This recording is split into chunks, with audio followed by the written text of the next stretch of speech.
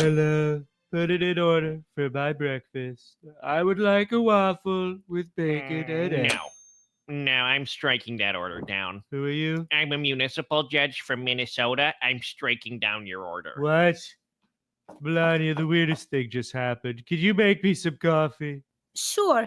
I'm sorry, but that is entirely unconstitutional. Excuse me? Again? Who are you? Don't act like you don't know who I am. Bill Rover, Chatham County Magistrate Judge. Ugh. You have no constitutional authority to do that. And who are you? Judge of the 2003 Loudoun County Dog Show. Sir, step away from the toilet. That's it. Secret Service! Get these guys out of here! Become a member at Freedom Tunes. Good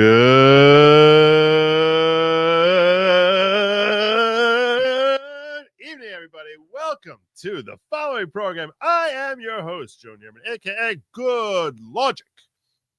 Tonight, Thursday, I am on vacation. I am. The Memorial Day weekend has started early in the court. I do not have court tomorrow. I don't have court Monday. I am drunk out of my, not really, but I am feeling good because I've been tired. And I've been feeling it. I feel like it's been showing. I try to hide it. Try to keep myself. You need to be high energy when you're doing this. You need to be high energy, and it's hard because the hours have been very long for 5 weeks now. 3 weeks doing the Karen Reed trial, 2 weeks doing Johnny Depp, and I just feel like run down. I feel run down. Although I'm reinvigorated on that. We're not going to be talking much about Depp, even though Kid Cudi testified today. I'm feeling reinvigorated because I came up with a whole new idea as to what I'm going to be doing with my Diddy coverage. Did I say Depp? I don't know. Whatever. What I'm doing my Diddy coverage. I can come with a whole new idea, which I think is going to be much cooler. It's going to take more work, but it's going to be much cooler. But what I'm trying tonight is very different than anything I've ever done or any human has ever tried doing before. I don't think anyone's ever tried doing what I'm doing right now. I am streaming to 4 places right now. I am streaming to YouTube, to Rumble, to X, and to Locals. That I do not think is new. That's not the new part. But I'm giving primacy to Locals, the folks I call my diggers. And I'm like, you tell me, what stories you want me to cover? Tell me what you want me to cover. Tell me. And I'm having them dictate the show. If they want to talk to me about something, that's what I'm doing. Where is this Locals, Joe? Where is it? Where is it? What's going on? Where do I find this amazing, incredible place that you keep calling Locals? It's goodlogic.locals.com. And in there, you'll see threads of different stuff happening.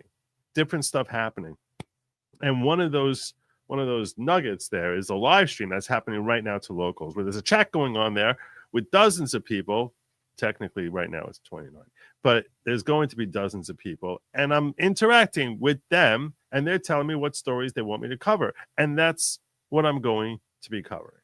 They're directing the show, and if they ask me questions, you don't need to, once you're in there, you don't need to if they ask me questions, that's where I'm going first. That's where I'm going first.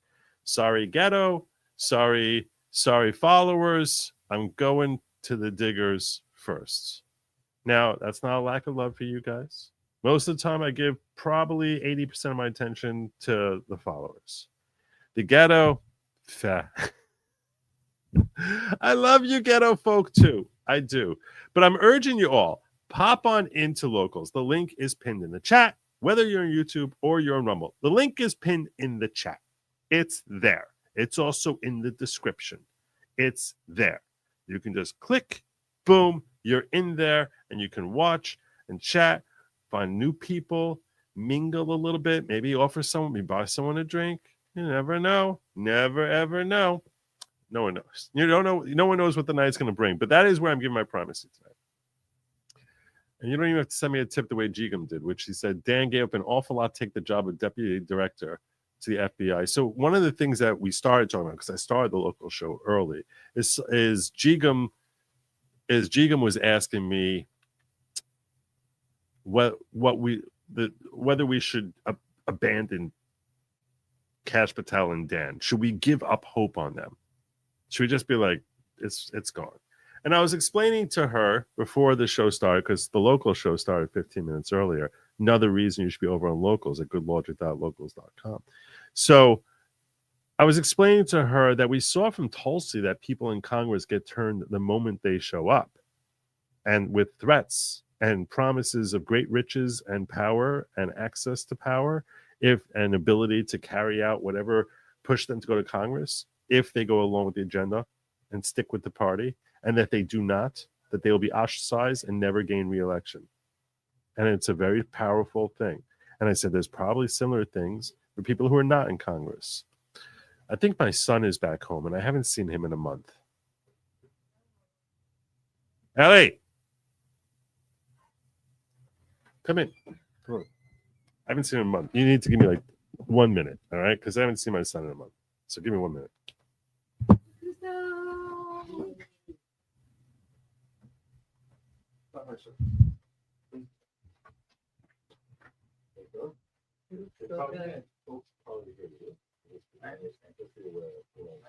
Hi everybody, how you doing?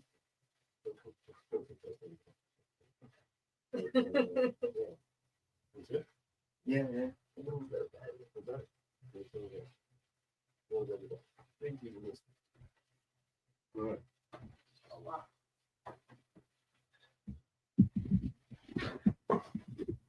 There you go. So where was we? That's the one who looks the most like me. So yeah. So when it comes, so you would think that there are similar powers that can be influencing folks like Dan and Cash, lobbyists or other people there who can be, and the threats could be far more dangerous and potentially they could be worse. Let me fix my camera over in Locals because I should be bigger for now. Let's make it a little bigger. Let's make it a little bigger here. Do it like that, just so I can test out different angles. I am the family man first. The only reason I do this is for my family. I have like a little sign. My kids call me Tati, which is Yiddish for daddy. I have a little sign here, which my youngest drew, which just says Tati. It has like a little keychain hanging from it, just like as a reminder that, like, what am I doing?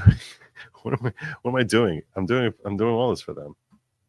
Anyhow, so, and I said, look, it's possible when it comes to Dan and Cash that even though you heard me, if you watched me the other day, railing on them, that they were lying to us and that they know better, and this is the exact opposite of what we sent them to Washington for, and that if Dan was still a podcaster today, it's the way he was 6 months ago, he would have seen that clip of himself and said, BS, it's crap. Dan himself would flunk Dan from Sunday.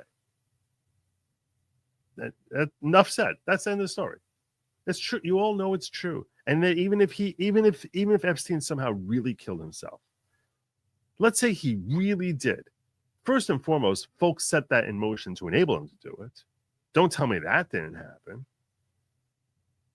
Right? I mean, maybe no one got into the cell. Let's say he did himself. Okay. But also, you need to share with us all the other stuff. The reason Epstein's such an interesting individual is because the way he lived his life, the billions of dollars he got, the planes, how he got away with his crimes for so long, how it is that when he got caught in 2007, he got this sweetheart deal that even though he's harming hundreds of youngins, he got 2 years and 3 immunity deals. There are a bunch of criminals who have never been charged at all for much less crimes who would happily sit 2 years in a federal penitentiary in order to get 3 immunity deals. I mean, it was ridiculous. Explain to us how that happened. Don't just come out and say it really was a suicide. There's so much more to this story. And trust me, just trust me, bro. And that's the end of it. So, Jigam, does that mean, so I said, but it's possible that this one topic, this thing here, the Epstein story, for one reason or another, that's beyond our knowledge or whatever, and you can speculate all you want, and your speculations may be correct, Maybe wrong. I don't know. But maybe this is the third rail that you have to go along on this thing for one reason or another, that he killed himself. Okay.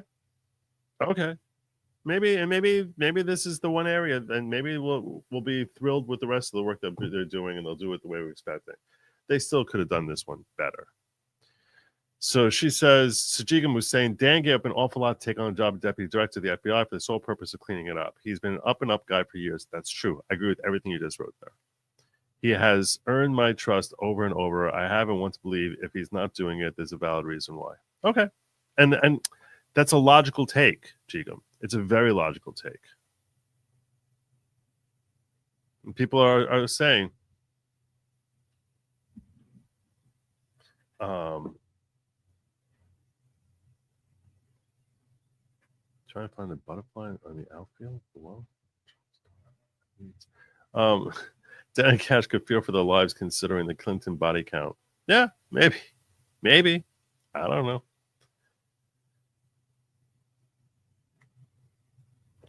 And yeah, Cash and Devin Nunes were the ones who went on a limb for President Trump over and over again, going back to 2016.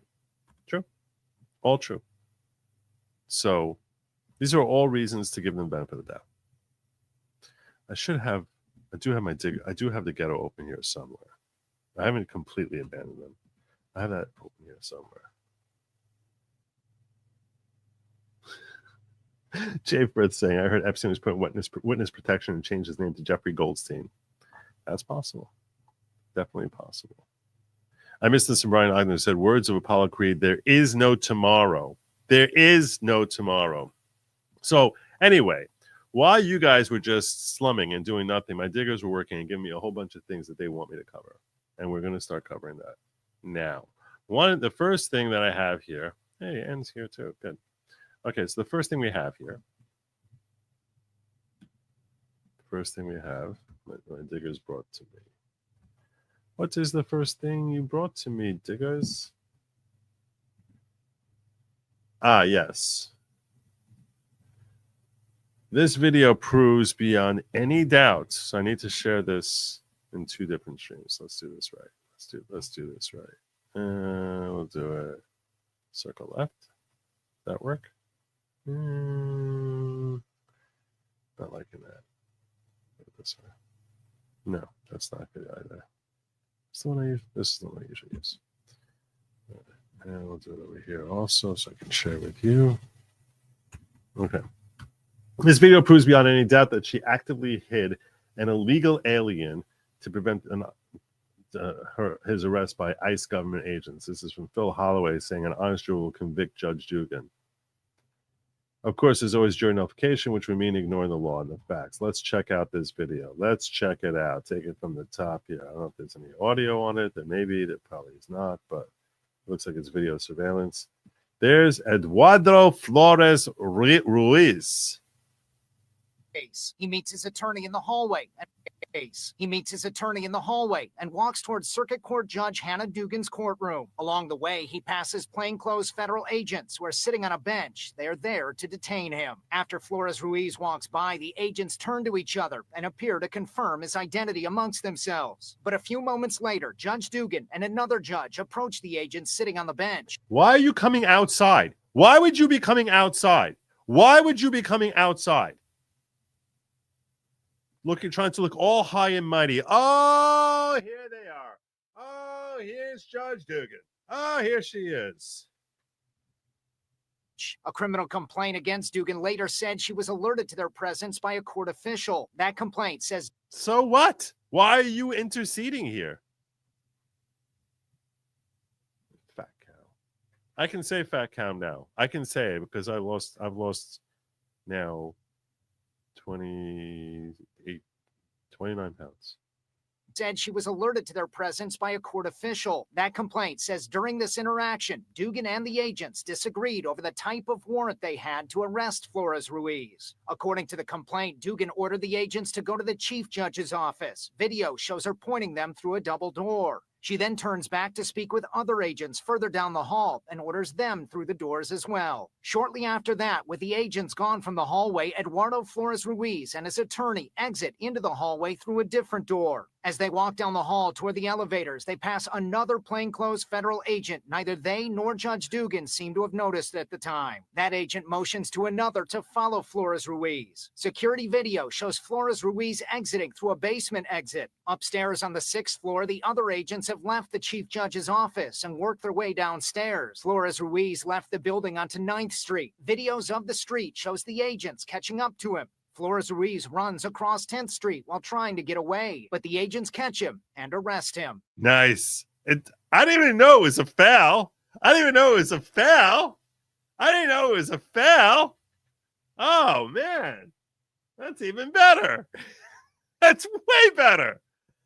That's way better. So, like all leftist plans, this too was a foul. Oh, beautiful. Oh, so good. So good. Great share there. My Diggers are doing great so far. What I find funny is the administration has been in office for just over 100 days, and you want them to expose all the cards in a 4-year poker game. Funny. Now, that's a fair point. That's a fair criticism. You can't see the super chats. In locals, I can't see that when I pull it up. That's not good. And that's a fair point. The disgust that we're all feeling, is that they lied to us, or at the very least, the way they presented it was so poor, so not credible, lacking in any credibility, and dismissive of what everyone has been talking about for years. Look. All they had to come out, all they had to do is say, look, the files we have indicate that this was a suicide. We've gone through all the files. All the files, they all point to this, that it was a suicide. We still have questions. We're still doing digging, trying to figure out how is it that he seemed to have been put in a position to enable him to commit suicide. Who's responsible for that? We also are doing further digging to figure out how he got his money.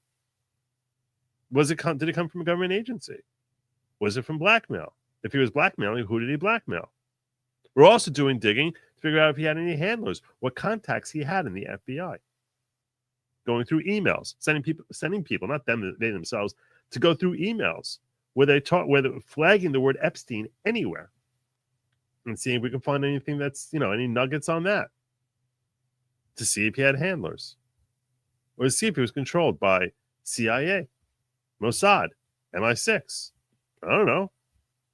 Maybe all of them. We're also doing digging to figure out why it is that the prosecutor Acosta gave him such a ridiculously great deal.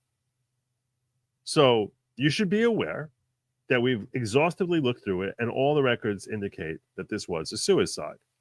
But we still have more digging, and when we learn, and we're going to be transparent with you when we learn out the answers to all those other questions. That's how you do it. If you're actually looking to say that you're going to inform people, in contrast to, look, some people are going to have their theories and they can have that, but I've been a prosecutor, I've been a public defender, so I looked at I know it's suicide when I see one. That was just a gross way for Cash to present it, and Dan just nodding dumbly, it was a suicide. It looked terrible. I'm saying they shattered a lot of trust with the way they handled that. They did. You can't deny that they shattered a lot of trust. Does that mean that I think that they're now neocons? I'm not going to trust anything that they say? No, because there's so few people in Washington I trust. I'm still going to trust them probably more than others. But the blanket trust, the blind trust that if it comes from Dan and Cash, this is true and reliable, that's gone. That I cannot get back. And that's what they walked in there with. And they're I can't remember the last people in DC that I would have said that about. Other than perhaps, even to say about Donald Trump, that's what the name I was thinking of. Even him, I know to take him with a grain of salt. I know that he's going to be joking. I know he's going to be exaggerating sometimes. With them, that even wasn't the case. That's why everything people would take that as being gospel. And it's tragic for that to be lost. And here's the thing, I'm a podcaster. I'm making this call. And I'm telling you definitively that Dan Bongino, the podcaster, if he had seen someone that he really trusts do what he himself did last Sunday, he would have called it BS. And that's why you like him. That's why we all like. That's why I liked him. Because he would call out the BS when he saw it. It doesn't matter what side of the aisle it is. You call out the BS. You be true to the people who are relying on you. And that's why they rely on you. The reason I think anyone watches me is because I make it fairly obvious that I'm going to share with you the truth as best I understand it when I understand it. And sometimes I might make mistakes. Everyone does that. But I'm gonna try and bring insight and perspective and share with you the truth. No matter, even if I don't really like the truth very much. You know? So and that's how Dan developed the following he had. And Cash too. They need Ozempic, yeah. They need a lot of Ozempic. All right, let me see what's going on. I gotta check on my diggers. Let me check on my diggers. They got more stuff they want me to see. Strip of a robe. I hope she has clothes on. Damn secret. My secret for losing weight. So Jigam wants to know my secret for losing weight. So mostly it's not eating. And when I do eat, I haven't been working out. In the past, when I lost weight, I was working like an animal. I haven't had time to work out. So I've not been working out at all, but I've just been not eating, like really not eating. When I eat, I'll eat once a week, just on Shabbos, because that's like a day we're supposed to be enjoying ourselves. So I don't think about my diet very consciously on Shabbos, other than the fact that like if I have a choice of filling up on this or that, and I like them both the same, so I'll be like, all right, let me avoid the creamier thing. So, but 6 days a week, I'm eating just protein and vegetables. So I'm on chicken soup and tuna and grapefruit and yogurt. Those are the only things I've eaten during the week for the last, aside from Passover, for like in the last 3 months. So trust me, my wife makes a homemade pizza, which is better than any pizza I've ever tasted. And she makes it every Thursday. And I was like staring at it tonight. And I was like, God, I really want that. But you have to have self-discipline when you're in your weight losing stage. So that's been my secret. Thank you for the congrats, Kat. Appreciate that. All right. I'm taking down some of the links that they're sharing with me here for us to go through them. I really want to see that woman prosecuted and sent away for a long time. So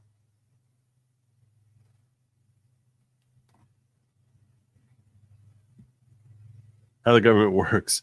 The government breaks your leg, sells you a wheelchair, taxes the wheelchair, regulates the use of the wheelchair.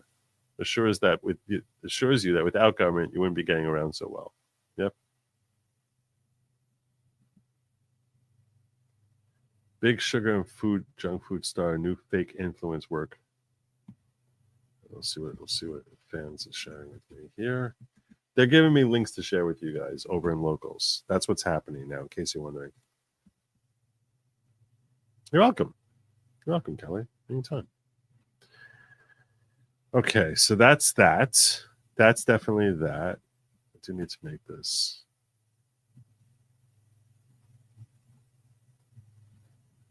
Supporters, because otherwise people wonder why they're supporting me.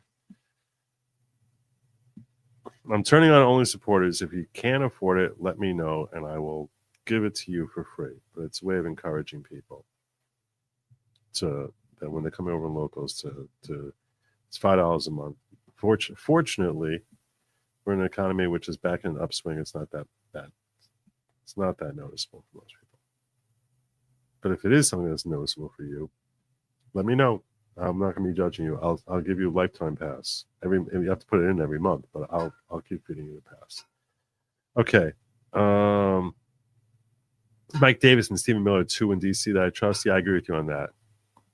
I agree with that. And Beast wants to know how many dips are on my average Shabbat table each week. So far this week, I have 4 with 2 left to go.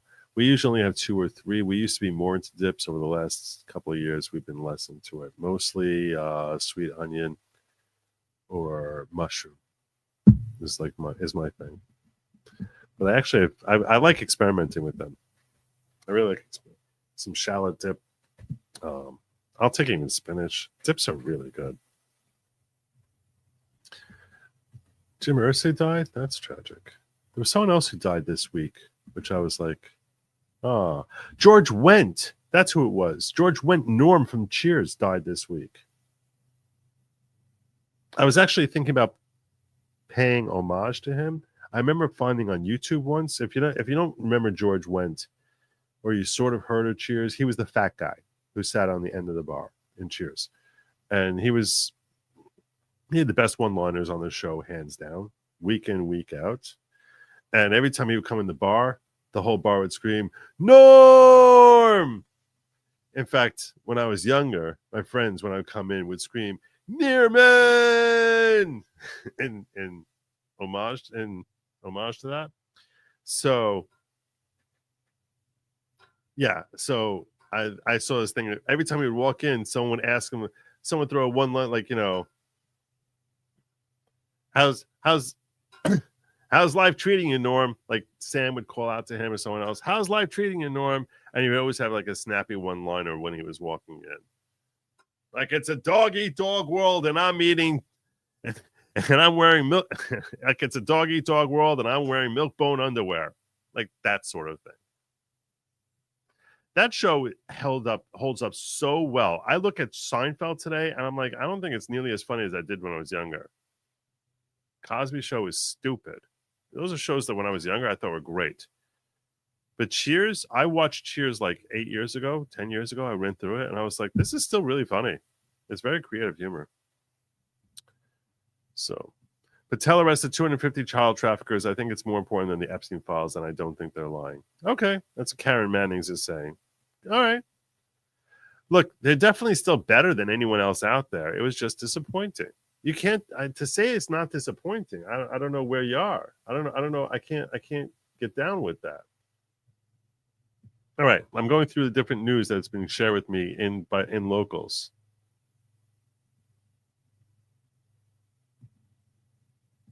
So they're giving me links, and I'm pulling them up here.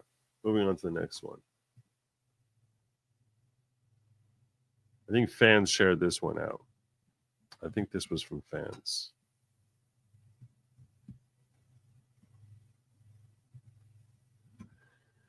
Immediate declassification of materials related to the Federal Bureau of Investigation's Crossfire Hurricane. Oh, Crossfire Hurricane. In case you're unfamiliar with the name of that operation, that's what was started in order to try and create. And it was the genesis of the whole Trump is a Russian agent, part in Russian collusion hoax. It was an FBI hoax. By authority vested in me as president by the Constitution and laws of the United States, I hereby accept as provided below. I determine that all of the materials referenced in the presidential memorandum of January 19, 2021, declassification of certain materials related to FBI's Crossfire Hurricane investigation, are no longer classified. I have further determined that the material proposed for redaction by the FBI and a cover letter dated January 17, 2021 remains classified. Okay, so something that they dropped 4 years ago is still classified. My decision to declassify materials described above does not extend to materials that must be protected from disclosure pursuant to orders of FISA or the FISA court, and does not require disclosure of certain personally identifiable information or any other materials that must be protected from disclosure under applicable law. There you go. There you go. That's the transparency we're looking for. That's what we see. Trump has been so good. He's really been better in his second term. I really like him better the second term. Trump 2.0 is sleeker, meaner, faster, more aggressive. Really loving it. Really, really loving it. One old guy says he's number 2 in the FBI and does not have latitude. He did it as a podcaster. Talking about Dan Bongino. If he doesn't follow the plan set and exposes the plan, he's out of his ass, and then the winning ends. Look, okay, One old guy is referencing, I think, I could be wrong. I think he's referencing this thought. Okay. I could be wrong. If I'm wrong, sorry. But I have heard this thought expressed by other people. So, in case this is what you're referencing, or in case you've heard this, I've heard some people speculate that Cash and Dan know the truth. And their whole video interview that they were doing there with Maria Bartiromo, where they were saying it was a suicide, is part of some elaborate scheme to catch the perpetrators. Is that possible? Do I think that's possible? Yes. Yes.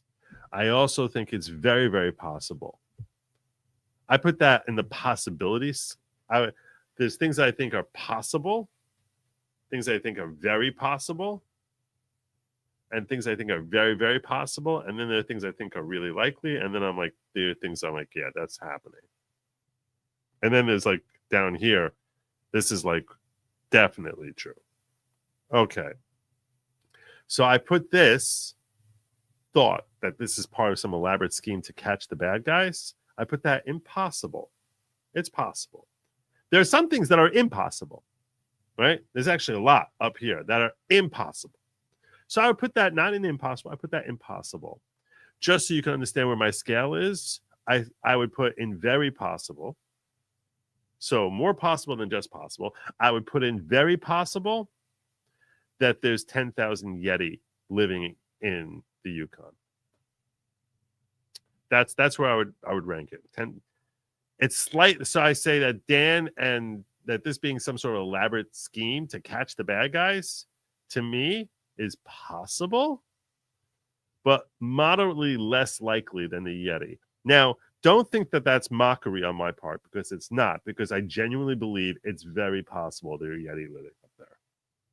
I think that the whole concept of there being Yeti is, I mean, like, you know, abominable snowmen, what we call it, the Yeti. I think there's a lot of evidence on this.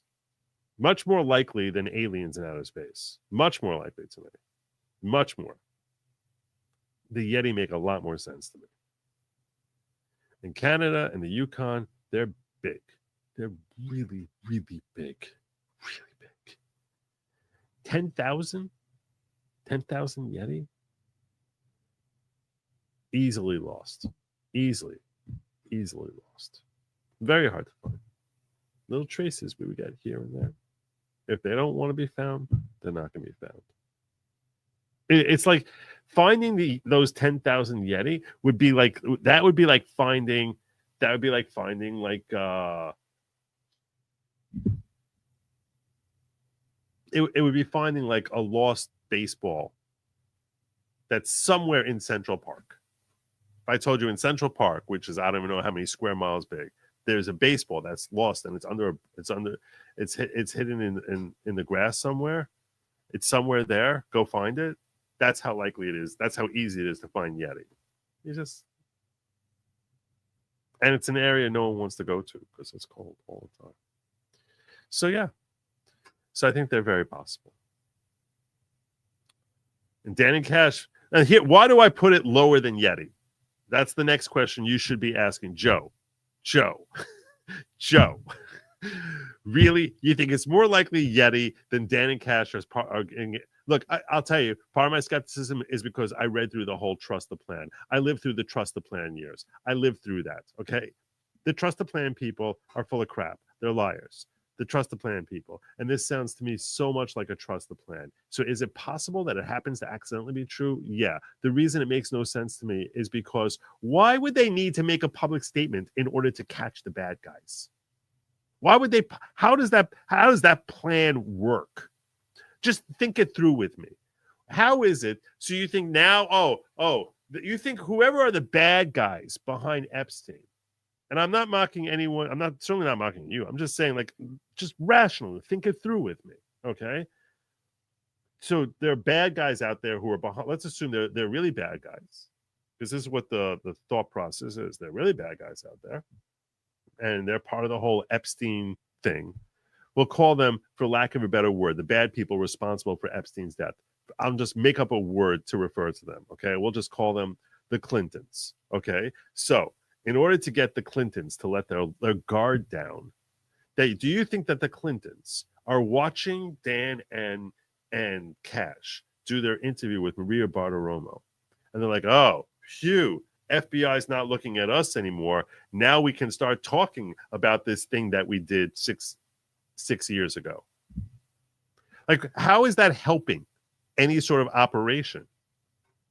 Oh, now we're just going to start sharing all the backdrop behind it with our friends and family on email. And then the FBI is going to find those emails and swoop right in there. Like, now we got you. Ha ha. You thought we weren't looking anymore, but we really were. To me, it doesn't make any sense. So is it possible that there's a really bafflingly stupid plan out there that Dan and Cash have concocted to try and expose the bad people behind it? I guess. But I don't think they're stupid. And that's why instead of that being very possible, I'm like, it's only possible. Because it is possible. It's not impossible. But less likely than Yeti.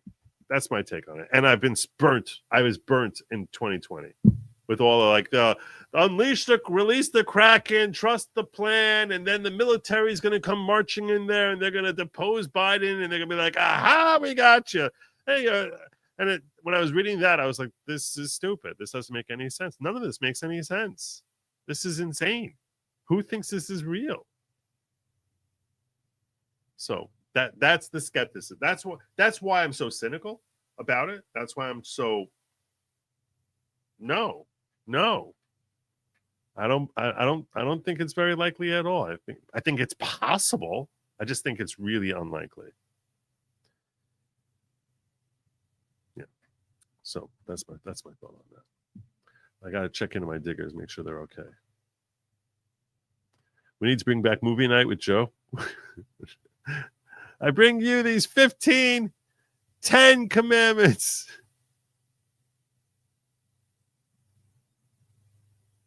Durban, South Africa. All right, so I gotta try and get to all these. The local folks are dropping a lot of links. I'm really liking this whole thing.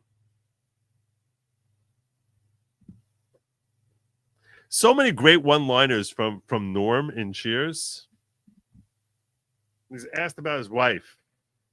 Someone was complaining about like his Sam maybe complaining about like his relationship. He just looks at him philosophically and he goes, women can't live with him. Pass the beer nuts. It's really good. It's really good. I like to order a beer and a reason to live, but make it quick. I'm parched. A lot of great lines from Norm. Great character. Okay, let me start catching up on some of these things here. Another Supreme Court win. Let's see. I want to bring up good news. I want to try and get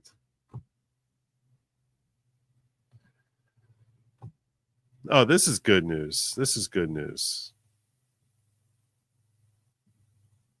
Theory, Cash and Dan could just not be tipping their hand. They don't want those responsible knowing anything is up to keep them from fleeing. Okay. That's the best explanation. That's the best explanation. But that's implying that these are not the Clintons we all think they are. Right? I think. Could be. I'm going to tell you right now, nothing would make me happier than eating my words on this. I will be so thrilled if I eat my words on this. So thrilled. I hope Jack Reynolds, you're right. I hope one old guy is right. I hope G Gum is. I hope you're all right, and I'm proven to be 100% wrong. And 6 months from now, a year from now, 18 months from now, we have solid answers, and everyone will look back and clip these moments where I'm sitting here chewing them out and saying, "You're an idiot, Joe." I would love for that to happen. I would. That'd be great. Nope. I believe the case is so big that there's more that's released. The more that is released, the more likely their survivability of suspects and witnesses drops to near zero. All the Clinton witnesses are dead. Bad example. Well, the reason I was just using a name. I just used a reference out of, I just pulled that out of my head. You're thinking of Bill and Hillary. Oh, you're thinking of them. I never even thought of them. I guess.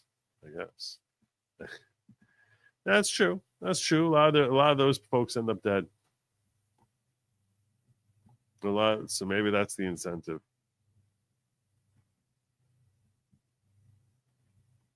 All right, let me catch up on some of these other news. So, this one looks pretty good. I got to share with both of you here. Okay. Administration is holding Harvard accountable for fostering violence, anti-Semitism, and coordinating with the Chinese Communist Party on its campus. It's a privilege, not a right, for universities to enroll foreign students and benefit from their higher tuition payments to help pad their multi-billion-dollar endowments. Harvard had plenty of opportunity to do the right thing. It refused. They've lost their student and exchange visitor program certification as a result of their failure to adhere to the law. Let this serve as a warning to all universities and academic institutions across the country. Oh, no! From Homeland Security. Dated May 22nd. Oh, I'm liking this.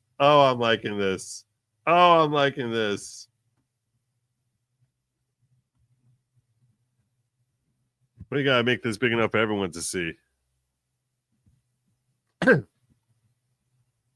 Noreen Martin. I'm writing to inform you. Oh, we got Iran here from Barrett Boy. Is it possible there's a grand jury going on and they don't want to say anything to disrupt that? I guess. I hope so. I hope I'm wrong. I don't know why they wouldn't just stay silent for like another month. Was there some urgency that they had to come out in the middle of May and give us that announcement? Because I can't figure that out. But I don't know. Maybe there's some reason that that they were like, we have to quiet down the folks who are going to run. Maybe you're all right. I hope I'm wrong. I really hope. I rarely hope to be wrong. This is one situation I hope to be wrong. Maureen Martin says, I'm writing to inform you that effective immediately, Harvard University's Student Exchange Visitor Program certification is revoked. As I explained to you in my April letter, it's a privilege to enroll foreign students. And it's also a privilege to employ aliens on campus. All universities must comply with DHS requirements, including reporting requirements under the Student Exchange Visitor Program regulations to maintain this privilege. This sounds like a good way to screw them. I was questioning when I first saw the headline on this, and I was talking with the locals in the green room, the backstage, the diggers. I was talking with the diggers before the show. I was like, I don't know how they're not going to have a habeas corpus thing if they just make a rule saying, yeah, Harvard, you're effed, and we're not letting you have the students. And it sounds like it could be like a habeas, like they're directly targeting one entity. But now when you tell me that they're alleging that Harvard failed to abide by regulations, all right, just like anyone else who screws up in following orders. Yeah, this sounds like it should work. As a result of refusal to comply with multiple requests to provide DHS pertinent information while perpetuating an unsafe campus environment that is hostile to Jewish students, promotes pro-Hamas sympathies, and employs racist, diversity, equity, and inclusion policies, you have lost this privilege. Revocation of your student exchange visitor program certification means that Harvard is prohibited from having any aliens or F or J non-migrant status for the 2025-2026 academic school year. Oh, God.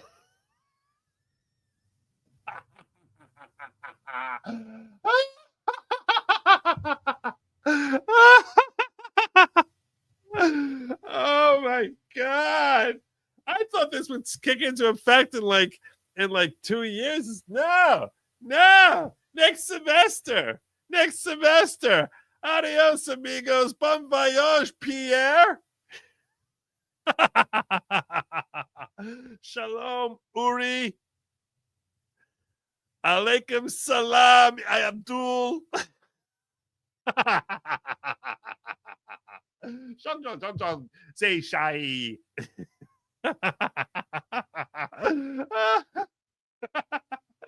Oh, this made my nights. Oh, this is so good. Oh my God. Oh, poor Maureen. Poor Maureen. Oh, I love it. I love it. Oh my God. You have 20% of their student body live out of the country. 20%. 1 out of 5 Harvard students just was told, yeah, I know you're a year away from graduating. You can't go to Harvard. Ah, so good. Oh my God. I love this administration. I love this. Everything about this administration is so awesome. Every little nugget, everything, except for Dan Bongino and Cash going up Maria Bartiromo. Everything else. All right. Well, Pam Bondi could do a little more prosecuting. That'd be good too. But I'm giving her time. I told you I gave her time. I'm giving her like another 4 or 6 months before. And she got 250 people that they're accusing, supposedly. So, all right. This action should not surprise you as the unfortunate result of Harvard's failure to comply with simple reporting requirements. On April 16th, this is documenting. This is how you use this is called CYA, covering your aperture. That's right. On April 16, 2025, I requested records pertaining to non-immigrant students enrolled at Harvard, including information regarding misconduct and other offenses that would render foreign students inadmissible or removable. On April 30th, Harvard's counsel provided information that he represented as responsive to my request. It was not. And it's a courtesy that Harvard is not legally entitled to. Acting DHS General Counsel responded on my behalf and afforded Harvard another opportunity to comply. Harvard again provided an insufficient response. This is what you call FA, FO. FA leads to FO. So you were effing with your A, dancing with the FA, and along, marching along, comes FO. Consequences must follow to send a clear signal to Harvard and all universities that want to enjoy the privilege of enrolling foreign students that the Trump administration will enforce the law and root out the evils of anti-Americanism and anti-Semitism in society and campuses. Oh my God, this is so delicious. I need the rest of this letter.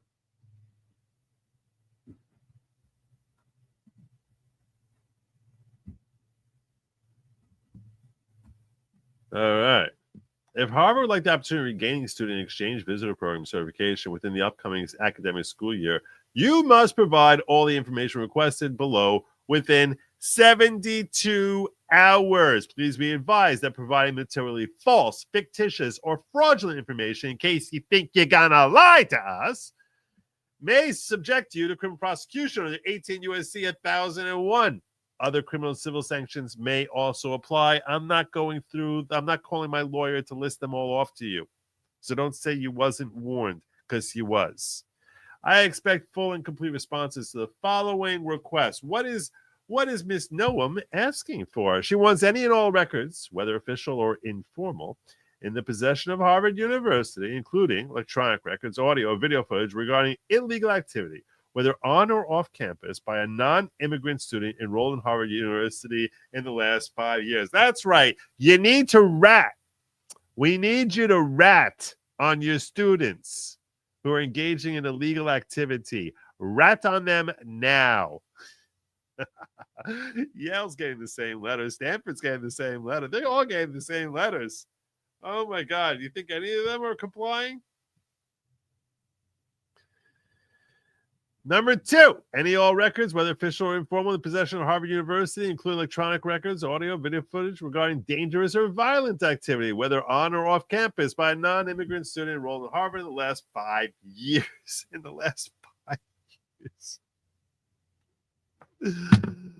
Oh, that's right. If they graduated 2 years ago, we don't care. We want it. We want it. Oh, my gosh. Number 3, any all records, regarding threats to other students or university personnel, whether on or off campus, by a non-immigrant student enrolled in Harvard University in the last 5 years. Number 4, any and all records regarding deprivation of rights of other classmates or university personnel, whether on or off campus, by non-immigrant student enrolled in Harvard in the last 5 years. Number 5, any and all disciplinary records of all non-immigrant students enrolled in Harvard in the last 5 years. 6, any and all audio and video footage in possession of Harvard University of any protest activity involving a non-immigrant student at a Harvard University campus in the last 5 years. Sincerely, Christy Noam. Ah, bestill my heart, Christy. Bestill my heart. So good. So good. Oh, I am so pleased. I am so pleased because you know that in Harvard, they're like, what do we do? What do we do? What should we do? Are we not going to have foreign students for the next 3 years? What are we going to do? Are we going to rat on them? Are we going to rat on them? Then they might get deported? What do we do? What do we do? There's, trust me, no one in the Harvard administration is having a pleasant Memorial Day weekend. No one. No one. They're calling this Bloody Thursday. That's what this is being called in Harvard. Bloody Thursday. So good. So good. Let me see what's happening with my diggers. I haven't peeked in here in a few. She's on tonight, Christy Noah? Cat sharing this?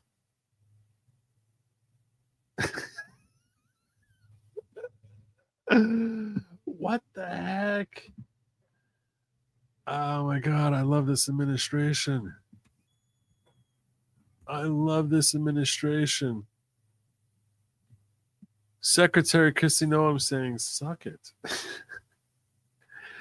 That's Secretary of DHS.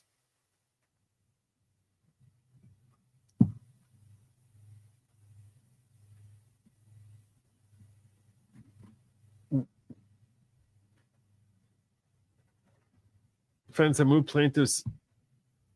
What is this? We're defendants, respondents. I don't even know what this case is about.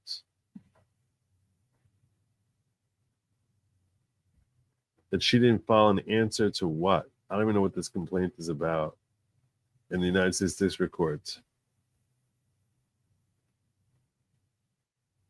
Since the filing of this case on March 1st, 2025, plaintiffs have removed plaintiffs Espinoza, Escalona. Oh, that they removed these people? Rendering their claims moot. Plaintiff Barrios Langman no longer wish to continue litigating this case. Oh, defense didn't even file an answer. Oh my gosh. The people removed on March 1st. Their claims have died. So, yeah, we're withdrawing our claims. The notice of voluntary dismissal. So good. More winning for Christy Noam. More winning. There you go. Stole him out. Stole him out. Uzelian says, Joe, she came up with a request no school can fill. They don't keep records of off-campus activity, including arrests reported to them, so they're just going to revoke all of them.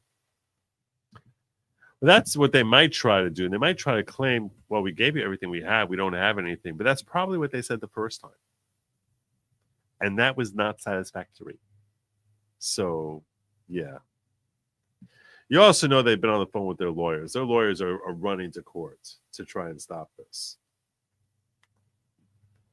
But this is an area of immigration policy. It's an area of immigration policy. The federal government can do whatever the heck they want. I'm telling they may get some stupid woke Massachusetts judge to sign off on it for 10 minutes. But 15 minutes later, and by the time fall classes roll around, I don't think it's going to work. I don't think it's going to work. This is the sweet spot of presidential powers. So, yeah. Beautiful, messy ball. I have a love-hate relationship. I get that. I understand that. No, Kat, you're mistaken. Their applications have died because of mootness. So they withdrew. They're saying they withdrew their claims. And that's why she was saying suck it. That's what happened there. That's why it's a notice of voluntary dismissal from the plaintiffs. The plaintiffs are saying we're giving up on the case. Close the file. That's why she's saying suck it.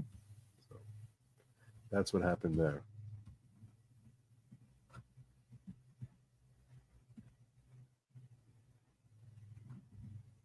Okay. What else did you local folk give me? If you're asking me, like, this goes to that Judge Cho responded to, I was bemoaning the fact that it's so hard to keep track. I need, like, there's so many different cases that you throw at me a name of a judge in a circuit, and I'm just like, wait, which case are we talking about now? And I feel like I know like 90% of them, but 10% of them I know very little to next to nothing about. It's frustrating. But and I get confused. I'm like, didn't I read through this one already? Didn't I? I think I did. All right. There we go. Next story for you guys here. I don't know which of you shared this story with me, but it was someone from local shared this. Gunther Engelman was saying Democrats are now openly admitting that they're opposed to taking away Medicaid, Medicare benefits from illegal aliens. Abby Phillip, it changes how the federal government reimburses the state if they provide coverage for undocumented immigrants. What? Let's hear it. Let's hear what they're talking about here. Let's check it out. There's a lot of good clips you get from this stupid show, and most of them are with Scott here just roasting the left.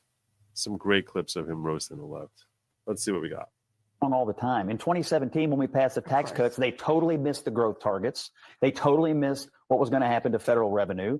They're not oracles. They can't foretell the future down to exact science. Our Republican view is if we lower taxes, we'll have economic growth and it helps everybody. This isn't rocket science because the poor people are losing benefits, Medicaid, and SNAP. Excuse me? Which you said the poor people. What do you mean? People in the bottom, illegal immigrants, the people who won't get up off the couch and go to work. Which people? God. Okay, so Oh, it used to be they're not getting any of these benefits. Now we have to worry about them because they're poor and not getting the benefits. This is look at the smirk on his face. Which poor people? Okay, so let me explain. Let me explain. Oh, okay. Please explain to us, Abby. The requirements for Medicaid, and we had this conversation last night, but here are the real details. There are already requirements for people on Medicaid to work. This changes those requirements. You didn't say anything about illegal aliens. So it increases them. So some people will have to requalify. They won't be able to do that, and they won't have coverage.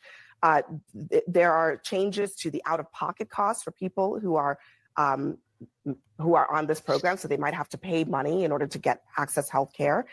It changes how the federal government reimburses the state if they provide coverage for undocumented immigrants. So there are some real changes. Notice how she didn't even touch on must prove U.S. citizenship or legal status. Why is that a problem? Why is that something anyone's complaining about? Slashes the Fed matching rate for states covering undocumented immigrants. Why would we be matching when a state decides we want to cover illegal immigrants? Why would we match them? Why? Why would we be doing this? Undocumented immigrants. It's not undocumented immigrants. It's illegal aliens. You want to call them immigrants so you can give them afford them some sort of feel-good card of like, oh, you're not a legal alien. You're just an undocumented immigrant. You're not an immigrant, okay? An immigrant is not someone who just crosses the border. Now you're an immigrant. No, undocumented immigrants. Disgusting how they pervert our language. Changes to like people who are eligible for the program now who will not be eligible for the program. No one in the I cares. just really have to say, for working class people Yeah, who are those people? Illegal aliens. who voted for Trump, those who are on Medicaid and those who are on Medicare, this So sad. Pathetic. Scott's got a great deal of patience. Great deal of patience. Let's see what we got next here. Trump basically said Big Pharma controls everyone. Quote, I decided I've got to break the system. It's the most powerful lobby in the world, the drug companies. They hold tremendous power over the Senate, the House, and governors, everybody. There we go. Tremendous power. Tremendous. And I was so proud. I thought I was the greatest guy in the world. I took it down 0.25%. And I had news conferences. I was bragging. I'm the only one that did it 28 years. And then I said, that's not very much because we were still paying so much more. And I decided I've got to break the system. And it's the most powerful lobby in the world, the drug company. Most powerful, they are the most powerful. And I'm not saying bad, good. I'm not saying anything, but they have tremendous power over the Senate, over the House, over the government. And with great power comes great responsibility. Over everybody. And they spend more money, billions and billions of dollars. And I said, I don't care. I got to do I have to do what's right. And I declared most favored nations, where the United States from now on is going to pay the exact same price as the lowest price anywhere in the world. In other words, if you take... And I was so proud. I thought I was the greatest guy in the world. I don't know what took him this long. I don't know what took him 100 days to do this. Okay, I need to address this because this is something I've talked about a lot on this show. And I'm glad that I've seen that he's doing this. And when I saw it, I was like, yay, thank you, thank you, thank you. He came up with this most favored nation status of America near the very end of his first term. It was like the summer of 2020. It was around the same time that he came up with the concept of right to choose, where he said that people who have received sentences, have received prognoses saying that they're going to die, have a right to choose if they want to try alternative medicine. He came up with this, and he basically said drug companies will charge for the very same drug different prices depending on which country they're sending that drug to. And in some places, the disparity is astonishing. Where it's like the same drug will be like $7 in Cambodia and $28 in France and $45 here. And it's like, how do they afford to sell it for $7 to Cambodia and they're charging us $45? That doesn't make any sense. Trump came up with a brilliant thought. He's like, okay, whatever drug you're talking about, the lowest price that you're charging when you're shipping it internationally, you have to match that for America. Because we are the most favored nation. You're working here in America. Whatever that lowest price is, you're saying is what you can afford to make it for. So now you need to match that.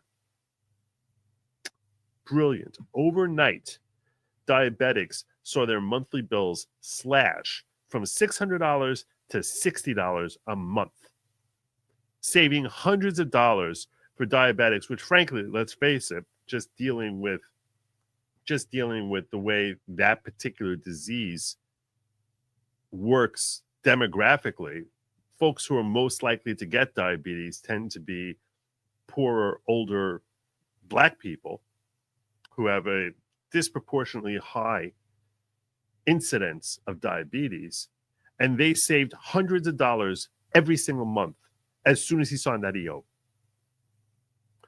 In comes Uncle Joe, corrupt Uncle Joe, and he says, oh, this has Trump's name on it. Rip. That's what he did. It was just like, oh, okay, no, I don't like this. No. That's gone. Then spent the next couple of years, prices jacked back up. Spend the next couple of years saying, well, I'm trying to figure out how are we going to cut drug prices? Drug prices are so high. What are we going to do? Drug prices are so high. They're so high. What are we going to do? What are we going to do? Oh, I know. After years of people complaining, he's like, okay, so I negotiate with pharma. And we agreed that there's going to be 3 drugs that 2 years from now, they're going to cut the prices on that by 10%. and another 3 drugs like 3 years after that they'll cut by 10%. Which ones we still going to negotiate?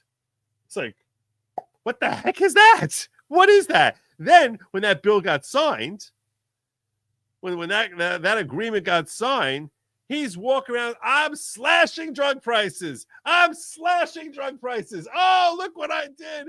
And it's to the poorest people who I saved them. It's like you're such full of hot air. You're so terrible. You're such a terrible person. Why did he do that? Because as Trump pointed out, most powerful lobby in the world. Most powerful lobby in the world. And Trump is like, no, heck with that. Heck with that. This concept, I was complaining about this the day, and he tore it up on January 20th, 2021, the day he came into office. He tore that up. And then spent the next several years saying, we're really going to work on the prices of drugs to get them back down. What do you mean? You made them higher by ripping up the EO. There was no reason to rip up that EO other than the fact that it had Trump's name on it, which is asinine. So I was waiting. I was like, when Trump comes back in, that should be day one. Sign off on that. Put it back in. But he came up with it, and roughly 120 days in, that's pretty quick. He signed the EO, back in effect, and God bless the man. God bless the man. Gotta love him. Got to love him.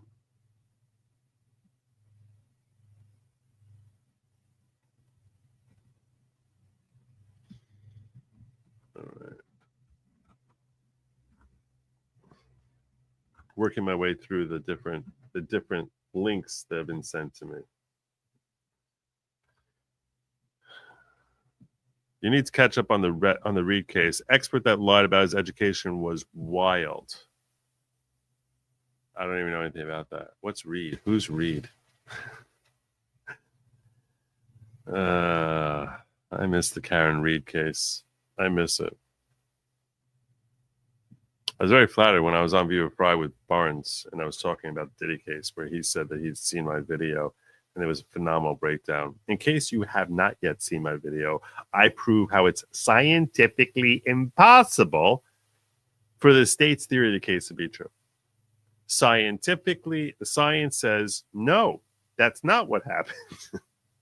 Science says the state's theory that Karen dropped him off sometime between 12:30 and 12:45 and hit him with the car, and he laid there on the ground, dying, freezing to death all night, bleeding out there. That theory cannot possibly be true because it's belied by science. And I put together a nice little video on it. You should watch it. You should. You should check it out. All right. What do we got here? Fans is just like Fans is in locals right now, and he's just like sending like one link after another. I feel as if like he's like, no, I'm taking not Fans. This is Wesley is just dropping one. I keep saying Fans. Some of these are Fans. Fans and Wesley are sort of alternating. So if you're wondering where we're getting these stories from, I don't know what story's coming next, but Locals is feeding me the stories they want me to talk about, and this is what we're doing. Welcome. I don't know what this is. What is this? They want me to share this.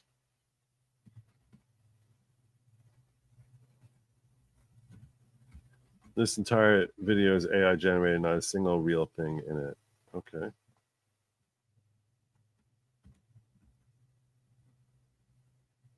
Welcome to a non-existent.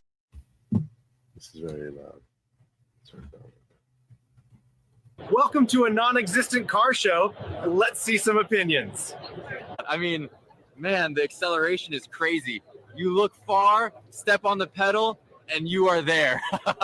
I feel safe with him in an SUV, and it seems to be like the right type of car for him. I think the range is only going to get better. Sorry. We don't want to drive gas cars anymore. Yeah, no more gas cars. You can see I'm kind of a... That's pretty good. They look like the sort of... they look like the sort of Biden voters who would say that. Cars. You can see I'm kind of a... You can see how Hell's Angels is misspelled over here with one L. Misfit here, but don't tell anyone. I've just bought. I'm kind of a misfit here, but don't tell anyone. I've just bought an electric car. I think it's really great for families and for little babies with all the safety features that these SUVs have. But what you're really seeing is that technology is going to be very, very important in terms of how we go forward. It was great to come to the conference because my husband loves cars. I think I have to buy an EV now. I love my muscle cars, but I try to stay as healthy as I can so I can make it to the next car show. All right. I don't know what to do with that. I don't know what to do with that. Which I have no thoughts on that. I have no thought. I have precisely zero thoughts on that. But yeah, not bad. Interesting. Interesting that AI could. It did seem relatively pretty real there.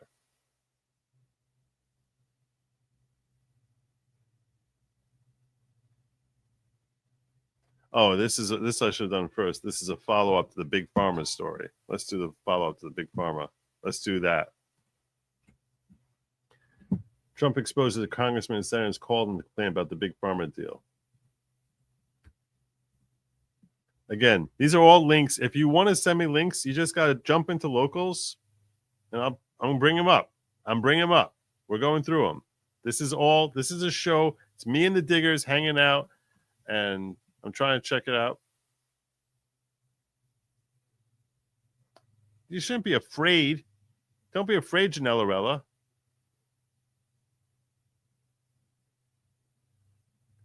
You would not be able to tell it's AI. That's true.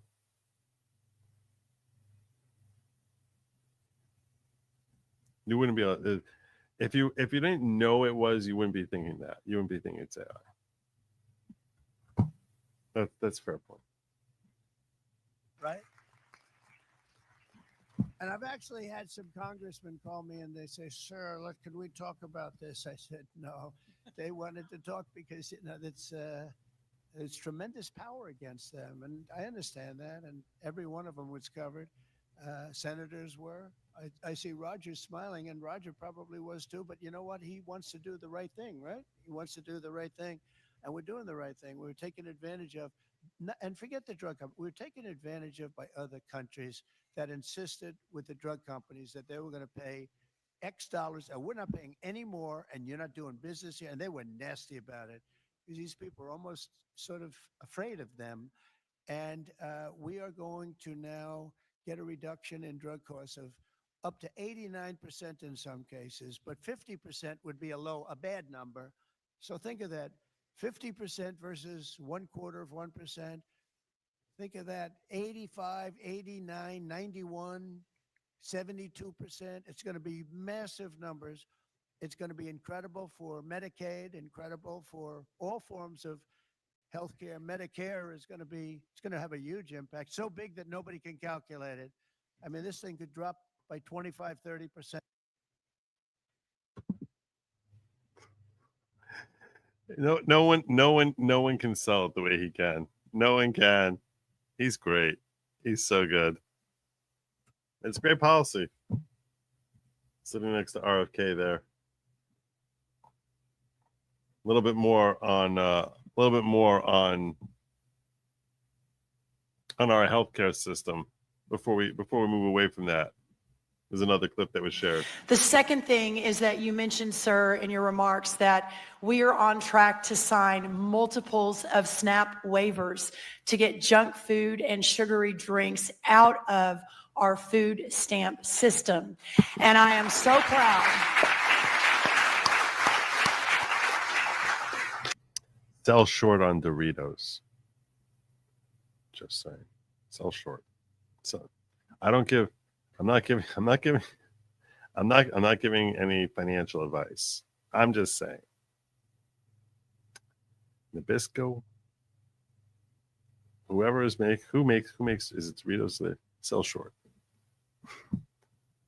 Sell short. I am so proud to announce that on Monday, I was in Nebraska with Governor Pillen, where we signed the first one. An hour ago, I signed the second one for Governor Braun in Indiana. He may not even know that. I've got it right here, sir. I also signed the third one, Governor Kim Reynolds of Iowa, about an hour ago.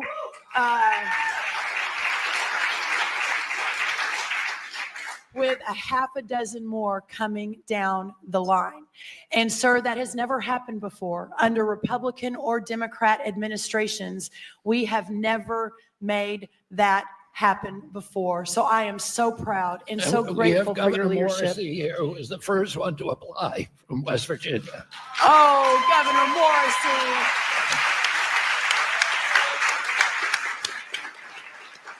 We will make sure you're at the top of the pile, sir. I apologize. Governor Sanders has been a leader. Governor Polis from Colorado. It has been remarkable how these governors have stood up. Well, there you go. There you go. More winning. More winning. I'm moving on to the next one. This is Durban, South Africa. This is what removing white toxicity looks like. A glimpse in the future of Australia if nothing changes. Let's refresh.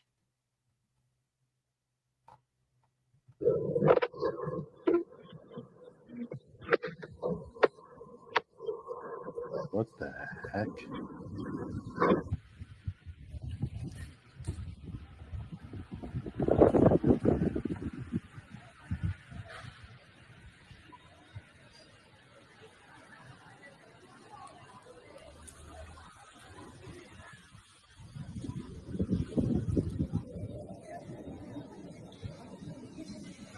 Oh my God.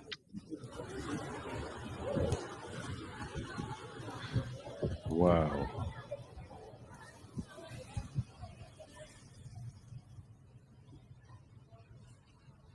Wow.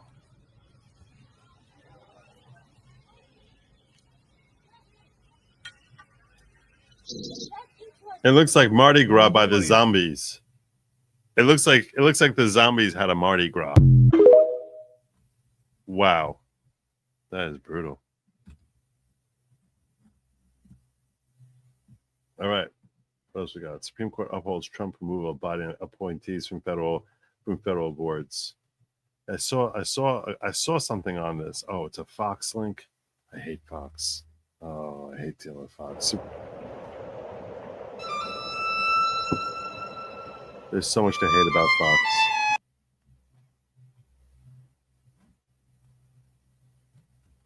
Supreme Court case was considered by many to be a test of Trump's executive branch powers.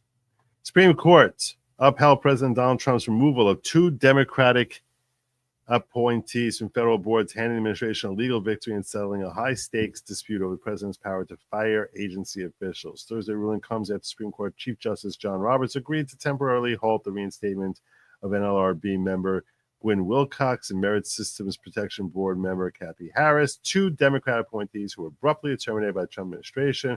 Both had challenged the terminations as unlawful. However, the high court suggested that it could block attempts to fire Federal Reserve Chair Jerome Powell, who, according to Trump, has complained has not cut interest rates fast enough. The issue confronting the justices is whether the board members, both appointed by President Joe Biden, can stay in their jobs while the larger fight continues over what to do with a 90-year-old Supreme Court decision known as Humphrey's Executor, in which the court unanimously ruled that presidents cannot fire independent board members without cause. The court's 3 liberal justices dissented. Not since the 1950s, or even before, has a president without a legitimate reason tried to remove an officer from a classic independent agency, Elena Kagan wrote. What is an independent agency? I mean, I'm sure this is definition by SCOTUS standards. The impatience to get on with things to now hand the president the most unitary, meaning also the most subservient administration since Herbert Hoover, and maybe ever, must reveal how that eventual decision will go. Oh, stop it. Stop your whining. Stop your whining. He's the head of the executive branch. Stop telling me that these are independent agencies. There's no such thing. There's no such thing. You're in 2025. There's no such thing as an independent agency anymore.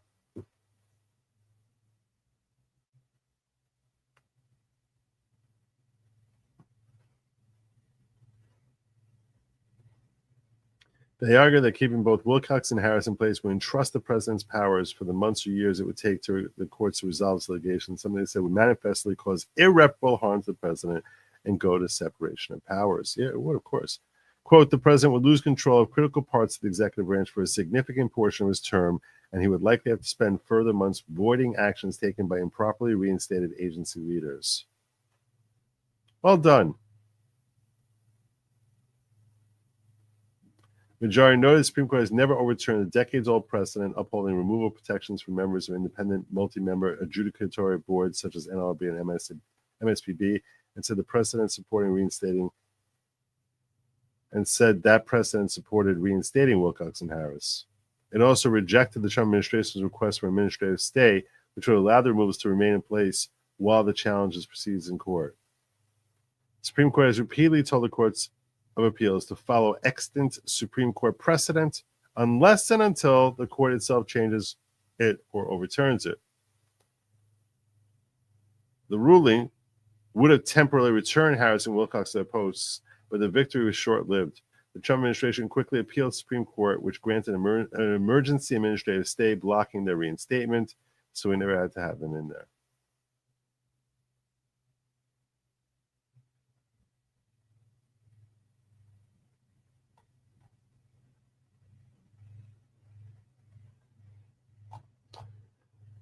Yes, another win. Another win.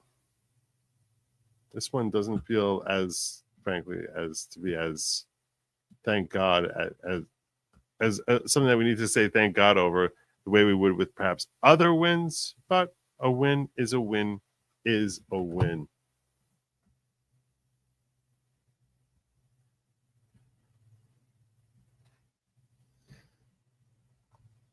Oh, okay. This one I want. This one I'm glad you guys called to me.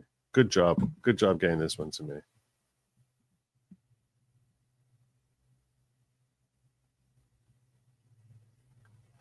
Of course, there's nothing in the Constitution about an independent agency, fans. That's because back when the Constitution was drafted, there was expected to be like 4 agencies, not 4,000.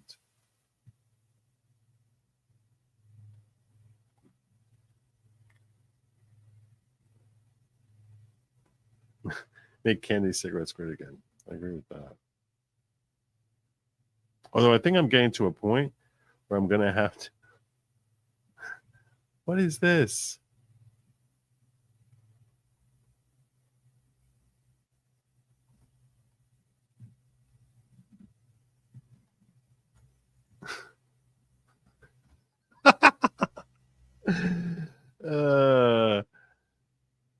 This is funny. That was me. That was me like 10 years ago. But yeah.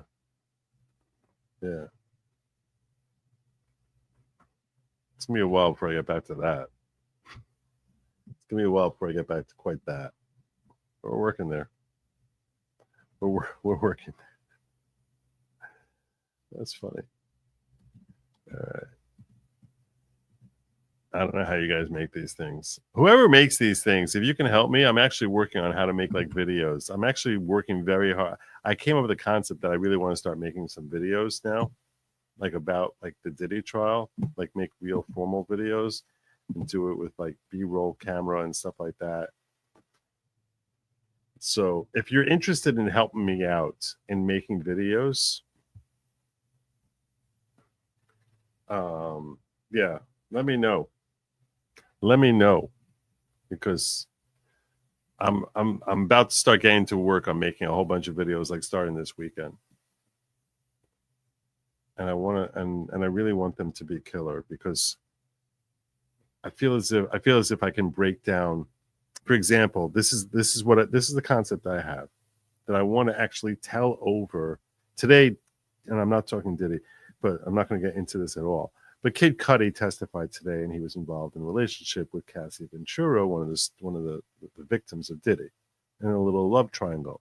He told over his story today, and I want to tell that story over. Instead of doing like a daily wrap up the way I've been doing it, I want to start making a video of like this. This is the story that we know as to what happened based on their own words, and quote them from their testimony and just tell the story over, tell over the narrative in a timeline fashion of like, okay, so they meet in 2010.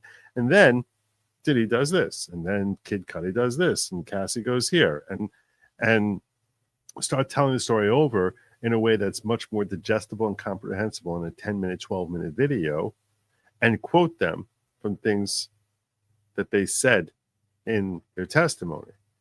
So this is where we get, Kid Cudi's story about the P. Diddy Cassie fiasco in his own words, and present an easily digestible timeline. That's what I plan on working on this weekend. So, and I want to start dropping videos like that, which is a packaged, not what happened on day 9 or day 4. Because what I realized is if someone looks at this a month from now, they don't care what happened on day 9 versus day 4. They just want to know the nuggets. Like what do we get from this?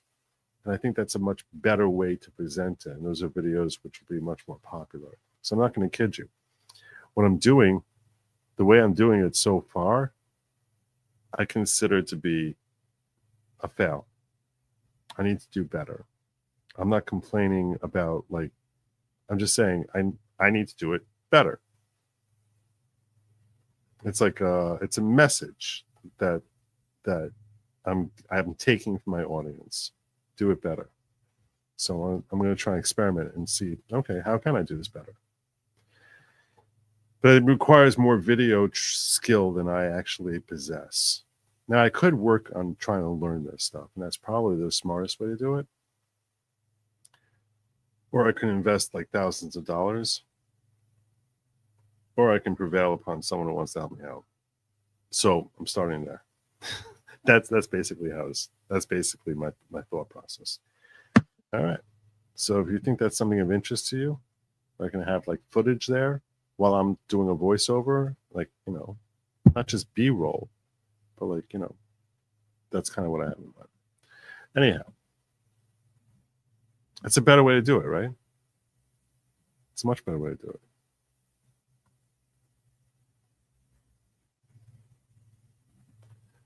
I'll put feelings into it, John Jolene. I'm gonna be leaning in on my ability to tell a story, because I know that's one of my strengths as a podcaster. That I'm a fairly effective storyteller.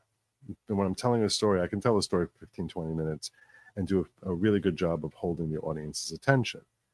So I'm going to tell the story over as to what happened and have quotes from them. And I want to have footage there, which is basically going to be capturing the attention.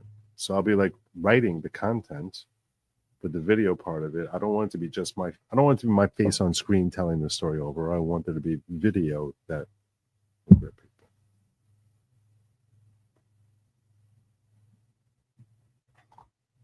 Frankie, Joe, I'm a graphic designer. Depending on what you're looking for, I might be your guy. Oh, look, if you think you know how to make video footage, and you can help me out. If you can, whoever thinks they're right for this, if you can hit me up on X, I'd be most obliged. I would be very, very obliged, and I'd even be able to work something out with you if, in fact, we have some success with it. Because I don't want to take from you. But anyhow, I wanted to get to this story next. Let me get to this next.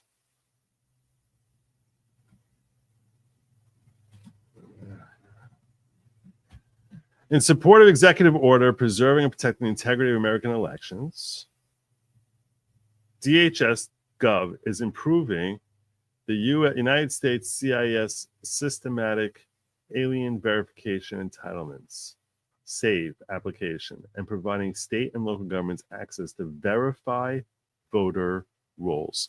Winning the Supreme Court in that thing, that's nice. To me, this is way, way, way, way, way, way, way, way, way, way, way higher on the list. This could, in theory, be the most significant thing that Trump can implement. For years, states have pleaded for tools to help identify and stop aliens from hijacking our elections, said USCIS spokesman Matthew Tregesser.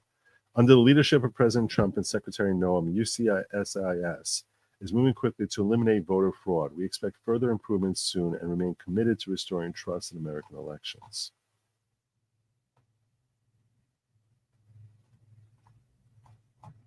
Yeah, so cleaning up these voter rolls. If you haven't heard me talk about the concept of cleaning up the significance of voter rolls and the grave dangers of messy voting rolls, the fraud that we saw in the 2020 election can only result from having very messy voting rolls.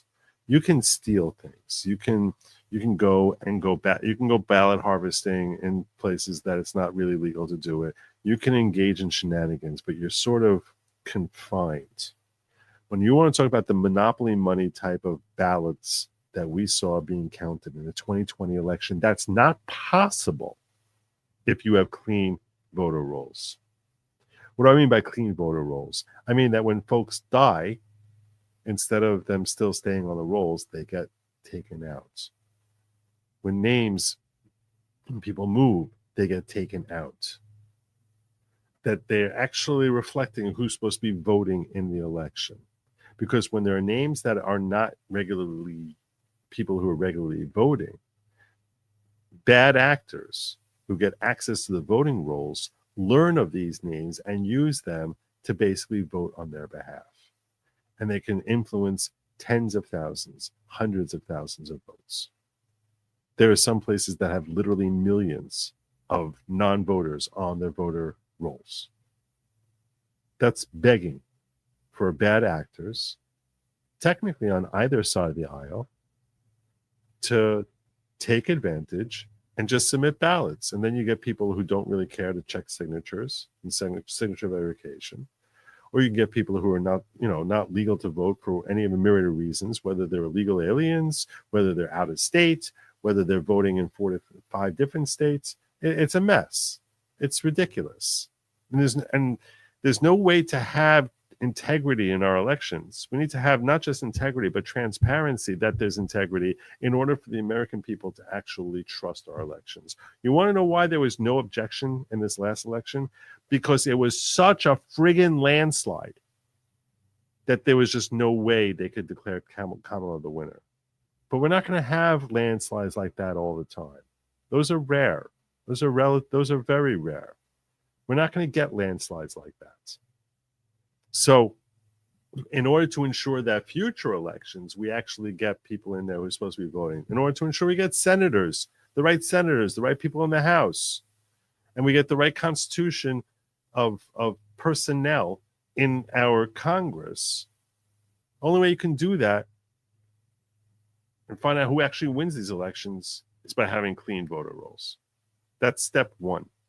So anything they can do to improve on that,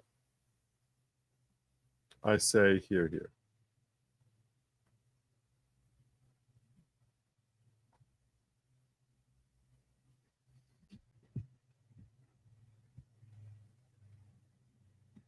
So following up on that,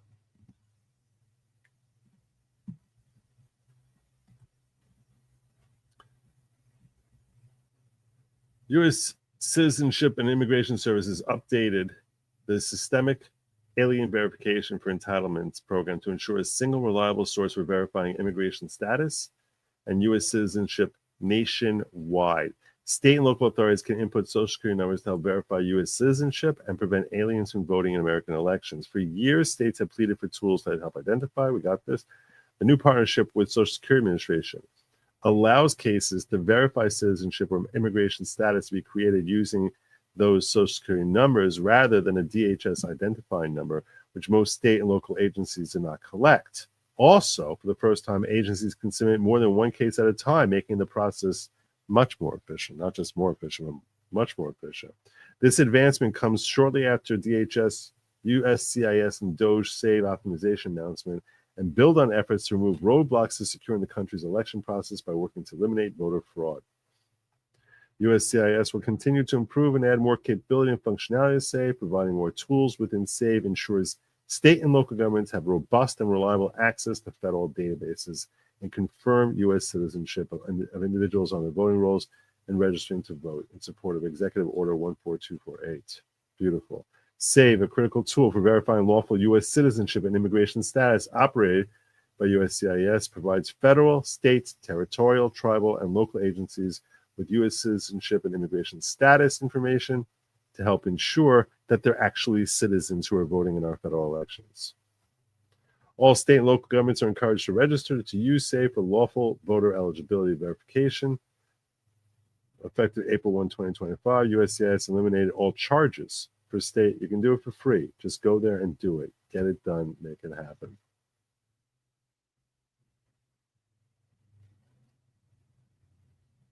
Oh, this is the last thing. This is the last. Was there any more you guys have for me? Did I miss it? I mean, it's possible I'm missing stuff there.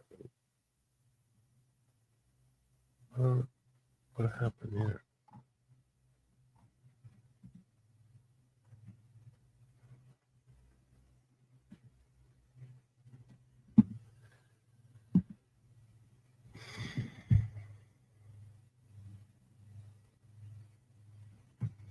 Jim Sattel is saying, can I give you a link for beta AI program I use? It can make videos for you without any avatar or no avatar you want. Thank you. I'll check it out.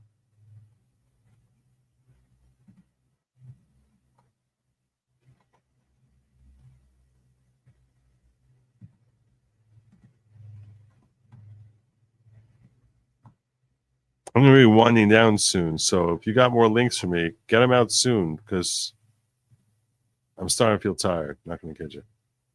Joe, Emma wants to help you.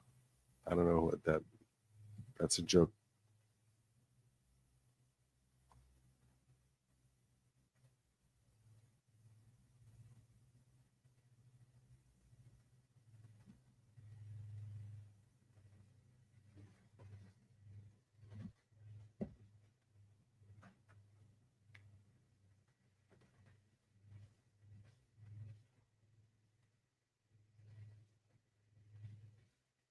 So let's see.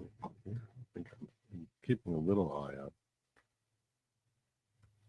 Yeah, okay, I'm good there. All right, let's see what else you have.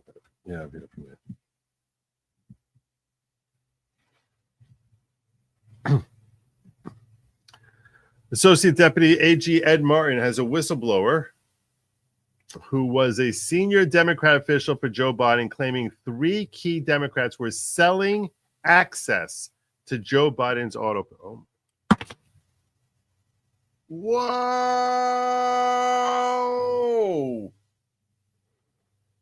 Oh, this sounds like a massive crime. Oh, this sounds like a massive crime. Oh my God. Holy shizzles, lawyer up is the proper. Wow. Who do you think the senior Democrat official is? Ed says these 3 people worked in the 2020 Biden campaign at the highest level. He name drops 3 people who were the gatekeepers of the auto pen. Ron Klain, Anita Dunn, Bob Bauer. Ed Martin sent letters to U.S. Attorney's Office and the Biden family and says they are lawyering up. Okay, well, this we need to watch. This I need to watch. This could become a massive story. Well, I'll make a little news for you, Mark. Here, I was in the office as U.S. Attorney for about 5 days when I wrote to a number of senior Biden officials in the White House saying, "What did you know about Joe Biden's competence and the pardons?" And I got some responses, and so I've been looking at this for a while. Again, I think that the question is more about competence. If you have someone who's not competent, they can't enter into a contract, right? And if you do enter into a contract, you've committed fraud. The question is whether you use a tool to trick people into entering into a fraud. So the Biden pardons are unprecedented. The ones right before Christmas that he did, people forget this. I think it's a couple thousand pardons that were done.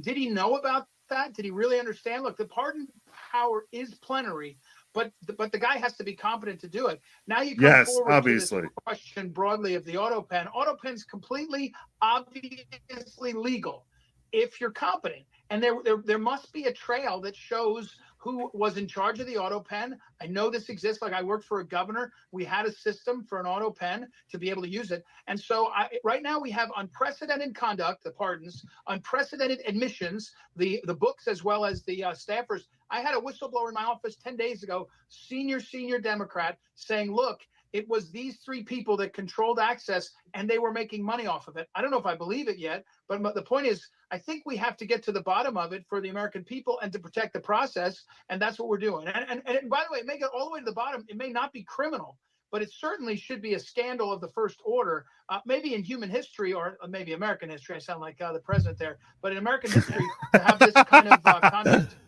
Ed, I'm from Maryland, not North Carolina, so I'm not that bright. Did I miss what the news was? You said you'd make news. What was the news you made? The news was that nobody knows until that I was writing to these folks at the U.S. Attorney's Office, and including the Biden family. I don't think anybody has seen that. So my point is, I'm bragging about being there early. Everybody got to this 120 days later. Did they reply, or you just sent them letters? No, they didn't. What'd they say?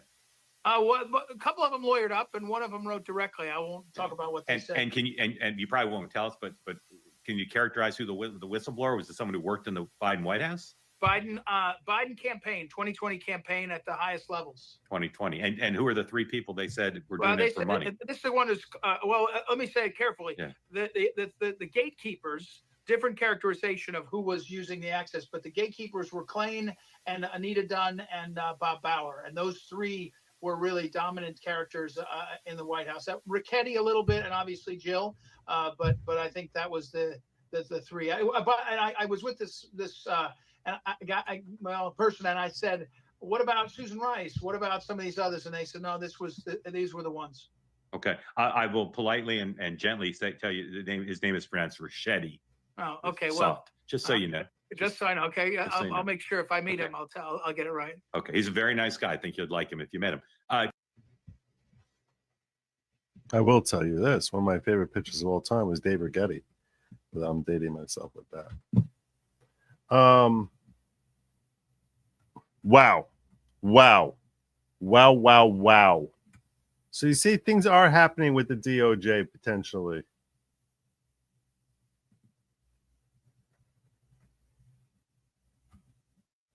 All right.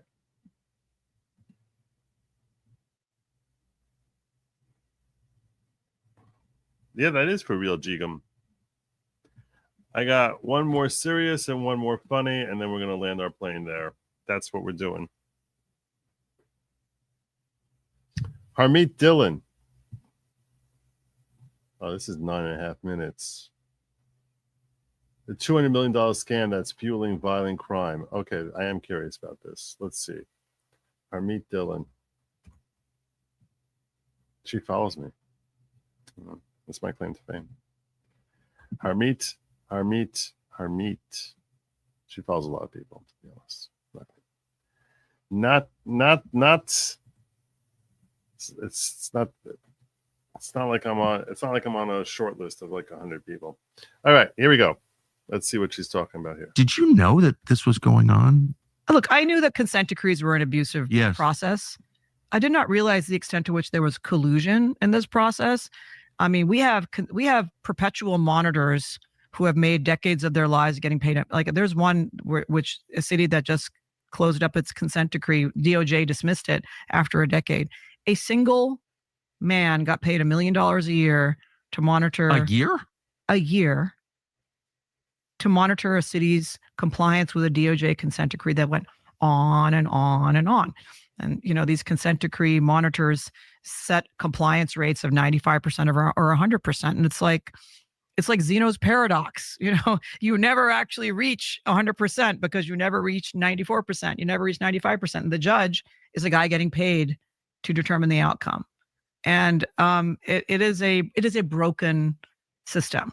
Some of these consent decree monitors have fake companies, shell companies that haven't been registered with any state. Some of them have fake nonprofits that aren't really nonprofits. They sell themselves, and you know, there's never any accountability. And so at a minimum, what we're doing for all of these existing consent decrees as well is to look at these monitors.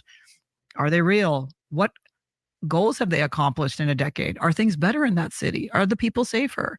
What are we getting in exchange? Some of these consent decrees, Tucker, cost cities over the course of this 10 years, just forget the monitor who's getting paid $10 million on average. $200 million in some cases is what it costs a city or a county to comply with a decade-long consent decree, because they have to do all these endless trainings and they have to fill out all these forms. The Department of Justice in the last 4 years has spent 65,000 hours in the Civil Rights Division, which only had about 60 lawyers. So tens of thousands of hours monitoring these consent decrees. I mean, it's a mind-boggling volume of waste. So in the end, the lawyers get rich and more people get shot to death. That is correct. That is the average outcome of a consent decree. Wow, it's just so evil. It makes you think, like, maybe we just burn the system down and start again.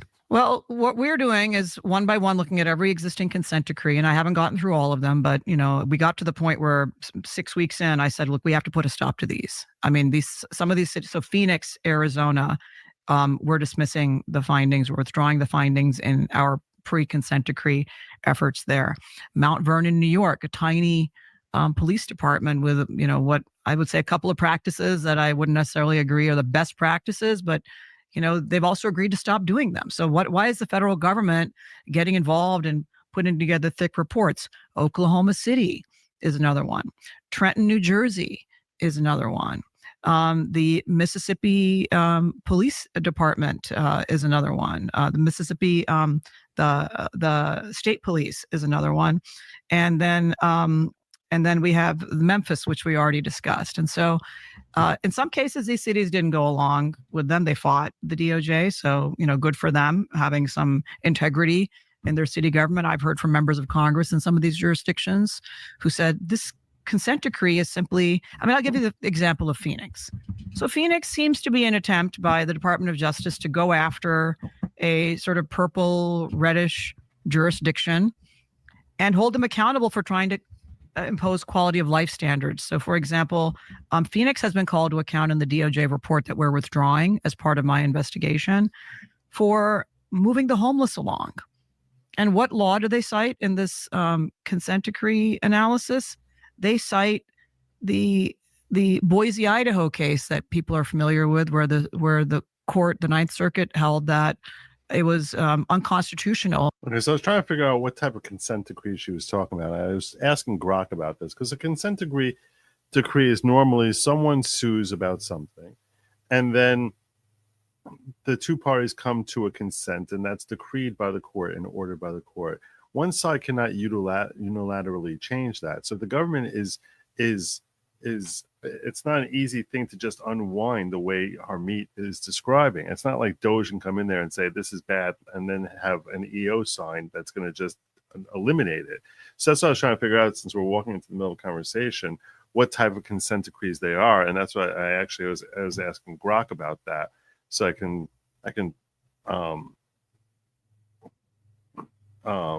so she said, first and foremost, some of these consent decrees are proposed as decrees. They said that she said that there are certain consent decrees that in the context of addressing systemic issues in institutions, such as police departments, by making reforms. And they say there's going to be federal oversight to correct practices which were deemed unconstitutional. And they impose specific changes like new training protocols or monitoring, and that those will last for years with costs reaching millions of dollars. And they say, well, you haven't gotten all the way to where you need to get, so that's why we're going to keep going. And who's the one who's deciding? That's the person who's implementing the consent decree, who's getting paid $1 million a year. Now, if they're actually signed off by a court, you would need to get the court to agree to undo it. But as Grok is explaining here, Dillon directed the dismissal of proposed consent decree against the Minneapolis and Louisville police departments, which were initiated following high-profile incidents: George Floyd's death, Breonna Taylor's in Louisville. She said these decrees would inhibit policing, cost taxpayers millions, and were not justified by evidence. She cited studies like the one from Law Enforcement Legal Defense Fund, suggesting consent decrees correlate with crime spikes, such as a 61% increase in violent crime in some jurisdictions. They'll also order the closure of Biden-era investigations into other police departments, including those in Phoenix, Memphis, Oklahoma City, Mount Vernon, Louisiana State.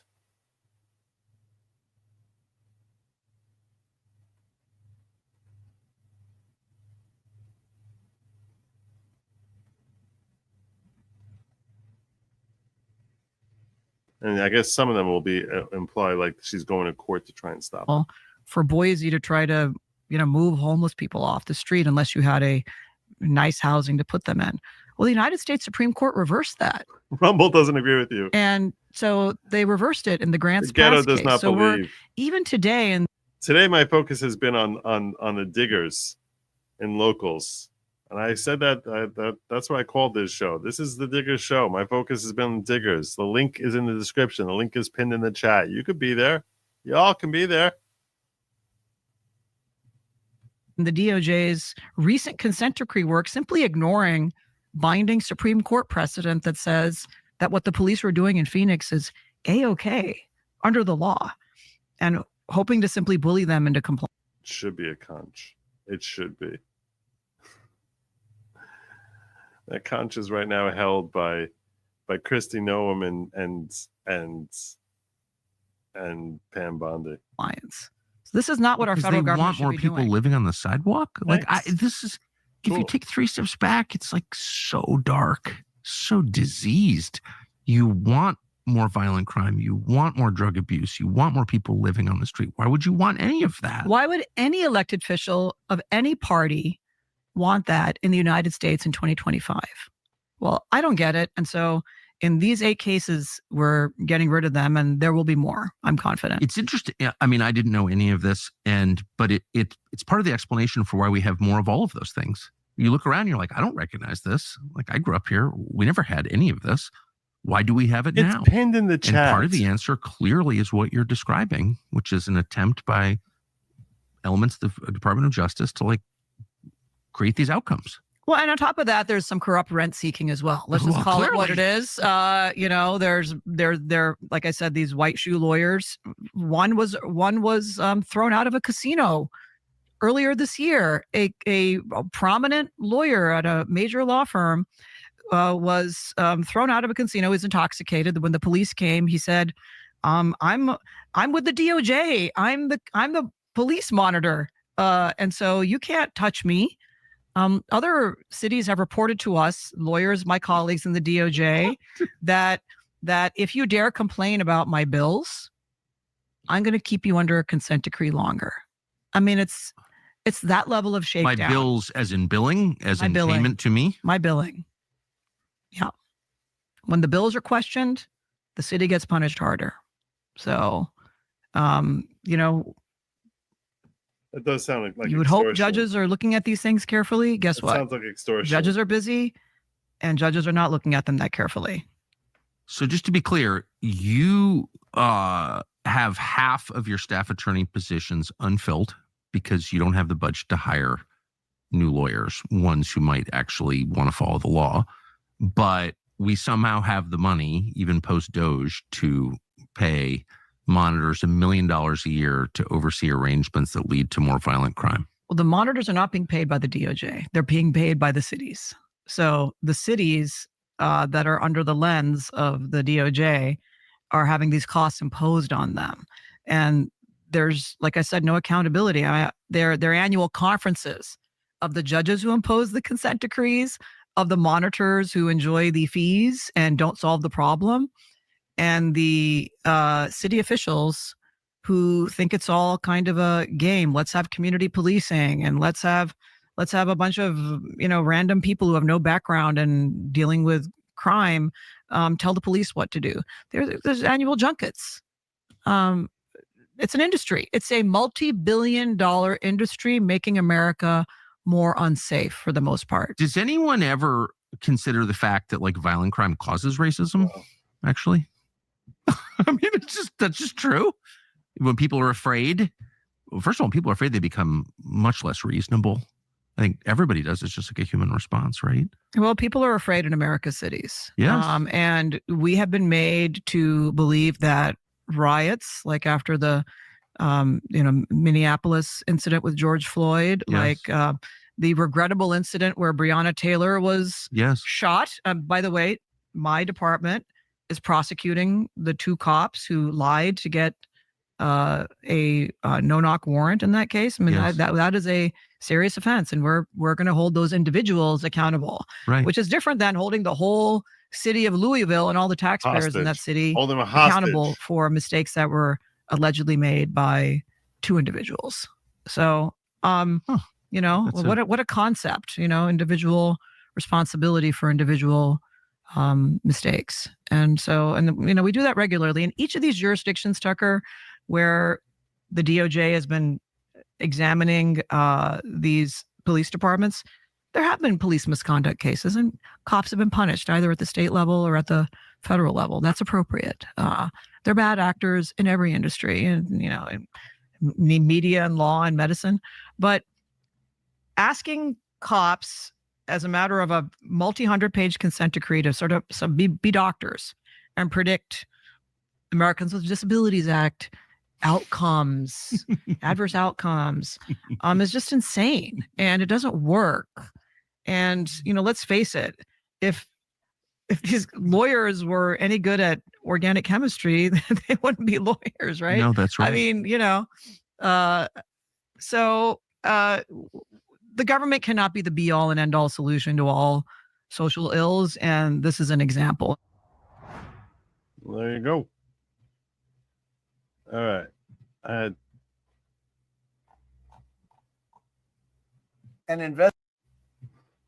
got 2 funny videos to finish with here, to close out with.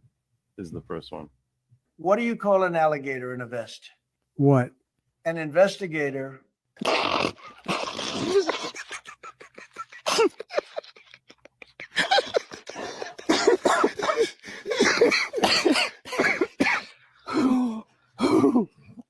I told my wife she should embrace her mistakes. She gave me a hug.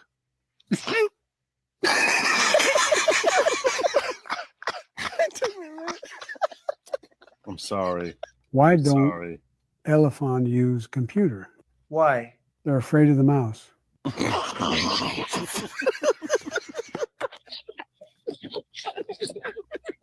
No.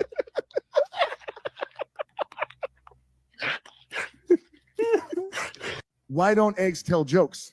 Why? They might crack up.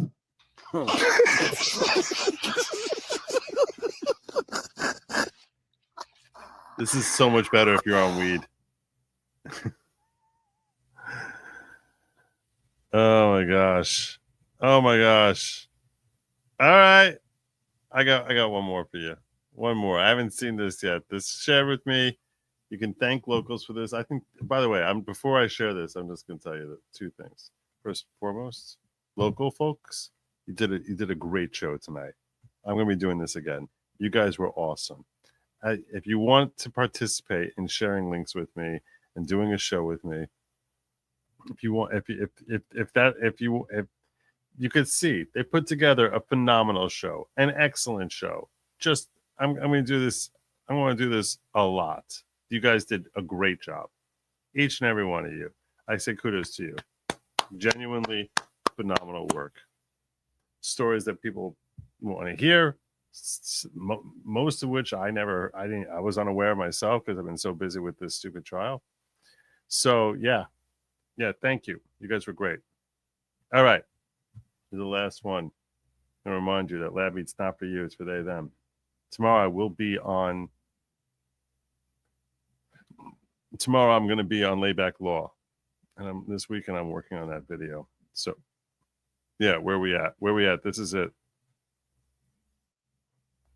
What was Tigger looking for in the toilet? I don't know. What was Tigger looking for in the toilet?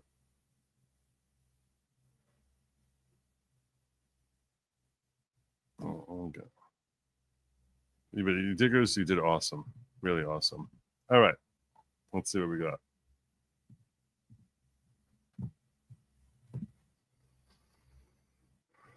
I have to tell you guys something that just happened to me, and I'm going to do my best to not break out in laughter because I literally just calmed down enough after what just happened. So I'm at the grocery store.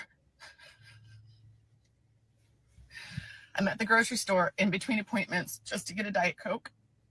And I see one of my good friends in the checkout line. And so I went up behind her.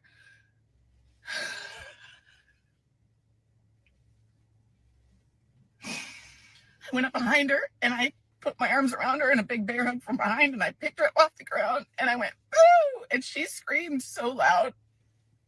And I was laughing.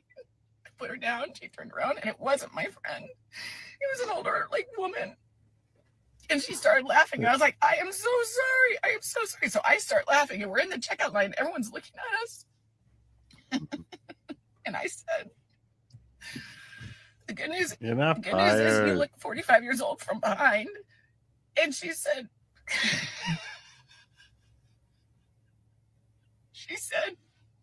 "Yeah, well, the bad news is I just wet my pants."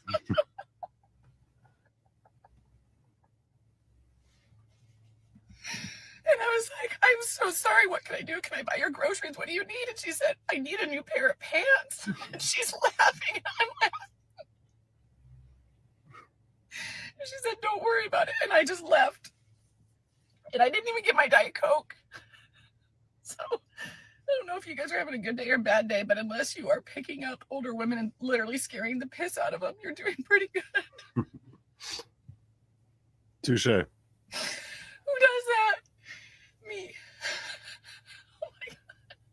I just wet my pants. I'll remember that forever. Oh my God. Happy Friday. All right. Well, there you go. That's my show, and I'm sticking to it. Yet again, I want to thank you, Diggers and Locals. You did a phenomenal job. That was awesome. We were a great team. I look forward to working with you again in the future. Wherever you are, I hope you have a phenomenal weekend. Please make sure to take a moment to observe the true essence of Memorial Day, because we remember. And I wish each and every one of you a phenomenal weekend. I hope the weather's good wherever you are and that life is treating you well. Good night. Godspeed. And do not eat the bugs. Don't do it. Don't do it. Don't